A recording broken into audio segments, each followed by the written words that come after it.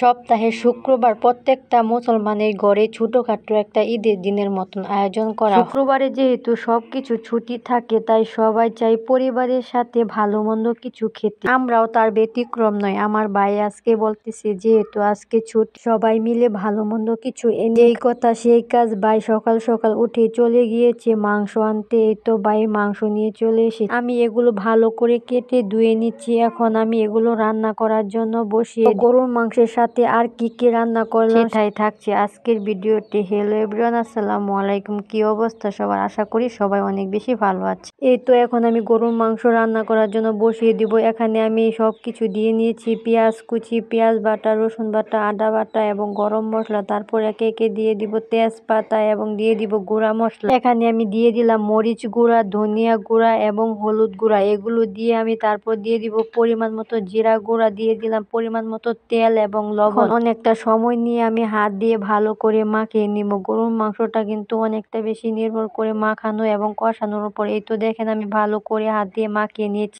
এখন আমি হাত ধুয়ে অল্প পরিমাণ পানি দিয়ে একটা চুলায় বসিয়ে দিব। এই অল্প পরিমাণ পানিতে আমি মাংসটা ভালো করে কষিয়ে নিব। মাটির চুলার রান্না তো সবসময় অনেক বেশি ভালো লাগে, আর গরুর মাংস তো মাটির চুলায় সবচেয়ে বেশি ভালো লাগে। কার কার গরুর মাংস মাটির চুলায় ভালো লাগে অবশ্যই কিন্তু কমেন্ট করবেন। আমার আম্মু অপর চুলায় পোলাও রান্না করে নিবে। এই তো এখানে পোলাওয়ের জন্য অল্প পরিমাণ গরম পানি বসিয়ে দিয়েছে। এটা হয়ে গেলে আম্মু অপর চুলায় পোলাও বসিয়ে দিবে। সাধারণত গরুর মাংসের সাথে এই পোলাও খেতে অনেক বেশি ভালো লাগে। আমার আম্মু তো সাদা পোলাও অনেক বেশি ভালো রান্না করে, তাই আমি আমার আম্মুকে বললাম তুমি পোলাওটা রান্না করো, আমি মাংসটা রান্না করি।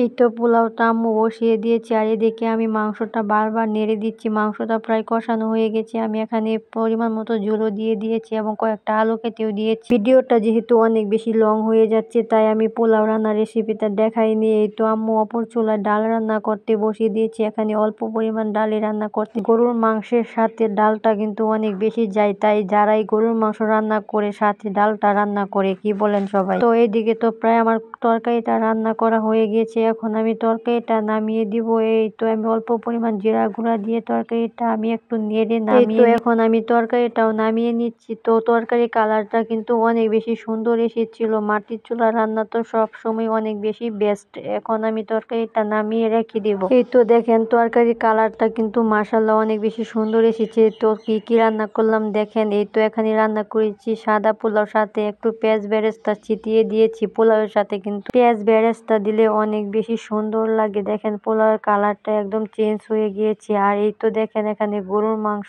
কষা, গরুর মাংসের কালারটা দেখেন কতটা সুন্দর এসেছে।